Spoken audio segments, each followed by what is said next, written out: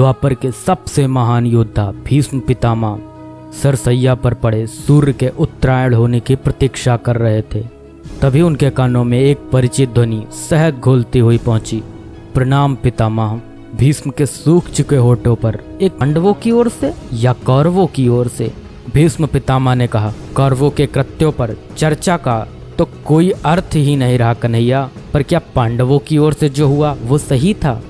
आचार्य द्रोण का वध, दुर्योधन की जंघा के नीचे प्रहार, दुशासन की छाती का चीरा जाना, जयद्रथ के साथ हुआ छल, निहत्थे कर्ण का वध, यह सब उचित था क्या?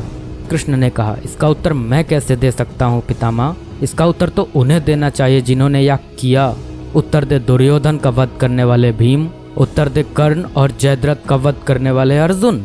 मैं तो इस युद्ध भूमि में कहीं था ही नहीं पितामह। भीष्म पितामह ने कहा, अभी भी छलना नहीं छोड़ोगे कृष्ण? अरे विश्व भले कहता रहे कि महाभारत को अर्जुन और भीम ने जीता, पर मैं जानता हूँ कन्हैया कि यह तुम्हारी और केवल तुम्हारी विजय है। मैं तो उत्तर तुम्ही से पूछूंगा कृष्ण।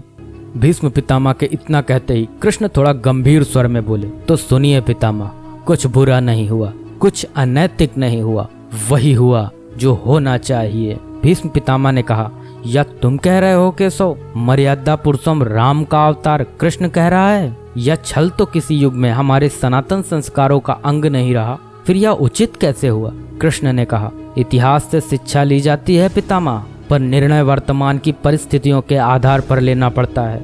हर युग अपने तर्कों पर, अपनी आवश्यकता के आधार पर अपना नायक चुनता है। राम त्रेता युग के नायक थे, मेरे भाग में द्वापर आया था। हम दोनों का निर्णय एक सा नहीं हो सकता पितामह। भीष्म पितामह ने कहा, मैं कुछ समझ नहीं पाया कृष्ण। कृष्ण ने कहा, पितामह, राम और कृष्ण की परिस्थितियों में बहुत अंतर है। राम के युग में खलनायक भी रावण जैसा शिवभक्त होता था।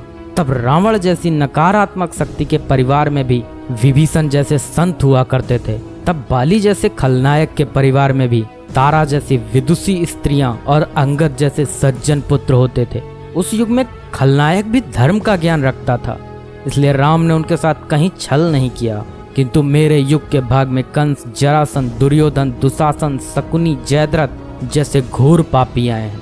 उनकी समाप्ति के लिए हर छल उचित है पितामह। पाप का अंत आवश्यक है पितामह, वह चाहे जिस विधि से हो। भीष्म पितामह ने पुनः प्रश्न किया, तो क्या तुम्हारे इन निर्णयों से गलत परंपराएं नहीं प्रारंभ होंगी केशव? क्या भविष्य तुम्हारे इन छलों का अनुसरण नहीं करेगा? और यदि करेगा तो क्या यह उचित होगा? कृष्ण ने कहा, भविष्य तो इससे भी अधिक नकारात्मक आ रहा है पितामह। कलयुग में तो इतने से भी काम नहीं चलेगा।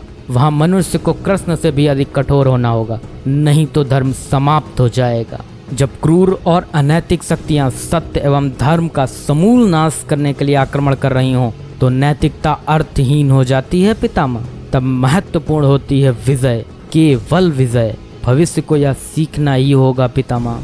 भीष्म पितामह ने पूछा, क्या धर्म का भी नाश हो सकता है केशव? और यदि धर्म का नाश होना ही है तो क्या मनुष्य इसे रोक सकता है? कृष्ण ने कहा, सब कुछ ईश्वर के भरोसे छोड़कर बैठना मूर्खता होती है पितामह। ईश्वर स्वयं कुछ नहीं करता, केवल मार्गदर्शन करता है। सब मनुष्य को ही स्वयं करना पड़ता है। आप मुझे भी ईश्वर कहते हैं ना, तो बताइए ना पितामह, मैंने स्वयं इस युद्ध में कुछ किया क्या? सब पांडवों को ही करना पड़ा ना। यही प्रकृति का संविधान है। युद्ध के प्रथम दिन यही तो कहा था मैंने अर्जुन से, यही परम सत्य है। कृष्ण की बातों को सुनकर भीष्म पितामह संतुष्ट लग रहे थे। उनकी आंखें धीरे धीरे बंद होने लगी। उन्होंने कहा, चलो कृष्ण, या इस पृथ्वी पर अंतिम रात्रि है, कल संभवतः चले जाना होगा। अपने इस अभागे भक्त पर कृपा करना कृष्ण। कृष्ण ने मन में ही कुछ कहा और भीष्म को प्रणाम कर लौट चले। पर युद्ध भूमि के उस डरावने अंधकार में भविष्य को जीवन का सबसे बड़ा सूत्र मिल चुका था। जब अनैतिक और क्रूर शक्तियां सत्य और धर्म का विनाश करने के लिए आक्रमण कर रही हों, तो नैतिकता का पाठ आत्मघाती होता है। ईश्वर कुछ भी नहीं करते, ईश्वर सिर्फ राह दिखाते हैं। सब कुछ हमें ही करना पड़ता है और ईश्वर के भरोसे हाथ पर हाथ रख के बैठे रहना मूर्खता होती है।